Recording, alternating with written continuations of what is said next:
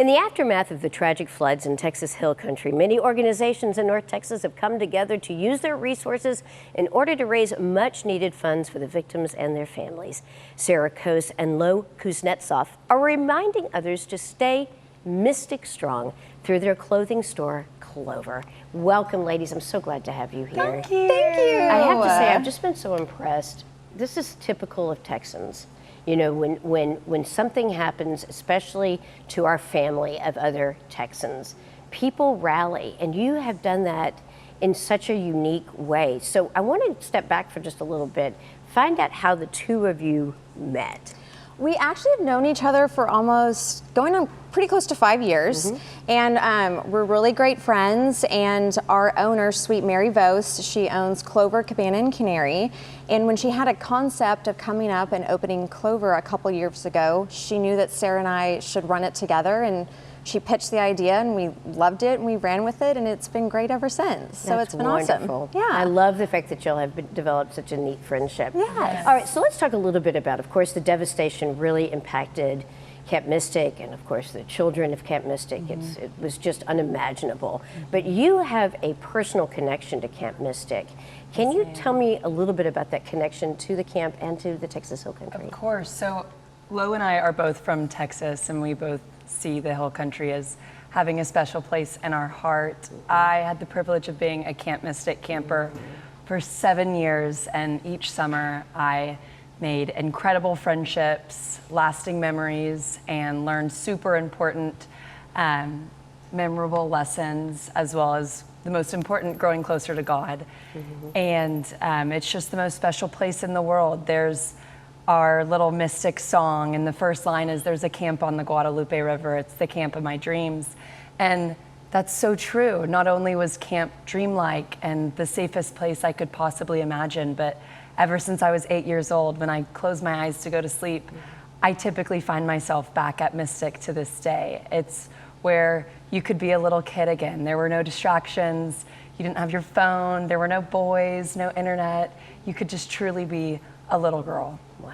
What wonderful memories you must have based Definitely. upon that experience. Definitely. So what was your first reaction when you heard about the flooding in Camp Mystic? I think like everybody else, we were in complete shock. Right. We couldn't believe what we were seeing, what we were reading. I mean, things just started flooding in, text messages started coming in, and it happened so quickly that we really couldn't comprehend and wrap our brain at the magnitude of what had happened in the Hill Country.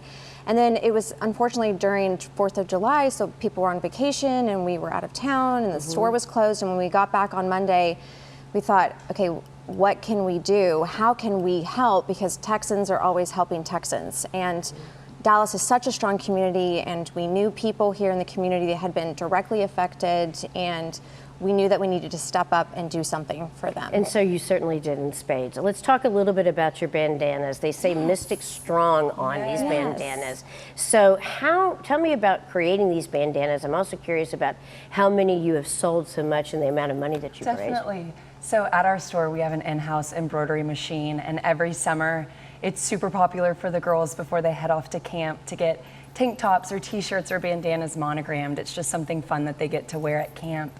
And we had a client come in the Monday after the floods and order a Mystic Strong bandana for one of her friends.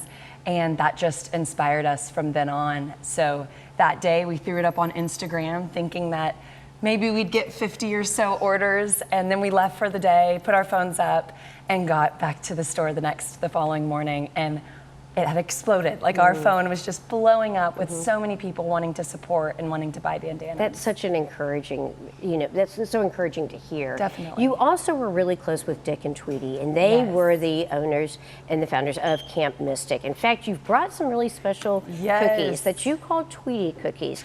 Tell me about that relationship with Dick and Tweety and about these particular special cookies. So Dick and Tweety were the camp directors of Mystic, and they were faithful examples of God's work and God's love in action. They not only ran the camp, but they cared about every single camper. They went above and beyond. They wanted every camper to be known, seen, and loved. Dick and I bonded over our love for fishing. That was the first activity I signed up for every year because I just loved spending time with him. He was my dad away from home. And then Tweety and I bonded in her kitchen, actually, my final year. We got to cook a ton at Tweety's home, where she welcomed us in and not only taught us how to cook, but showed us how to pour love into every single thing we make.